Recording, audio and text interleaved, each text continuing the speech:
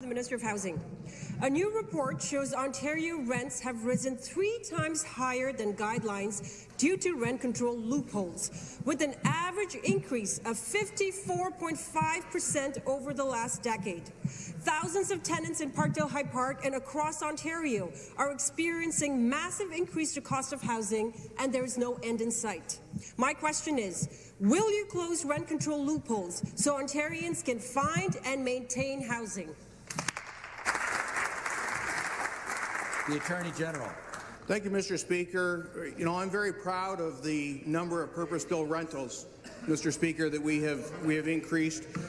As the Minister of Municipal Affairs and Housing mentioned not too long ago, just moments ago, Mr. Speaker, we have historic records of rental of purpose-built buildings, Mr. Speaker.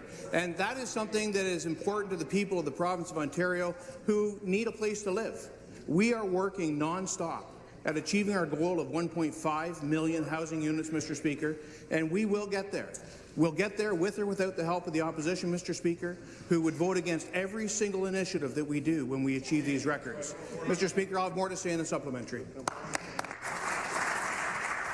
Supplementary, the member for Toronto Centre.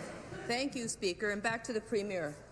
Today, my constituent Lindsay is receiving an N13. This is a demoviction notice. She tells me, and I quote, "As a tenant who is now dealing with finding a home on top of dealing with the immediate aftermath of experiencing domestic violence, I'm at a complete loss.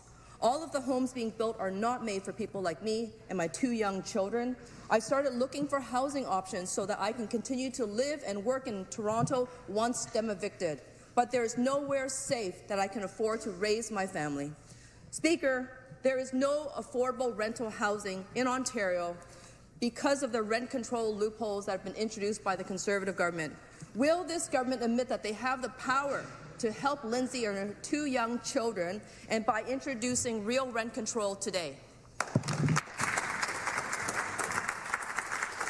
Members will take their seats.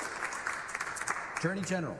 Thank you, Mr. Speaker. And the reason that we have a housing challenge isn't because of a particular policy that we put in place, Mr. Speaker.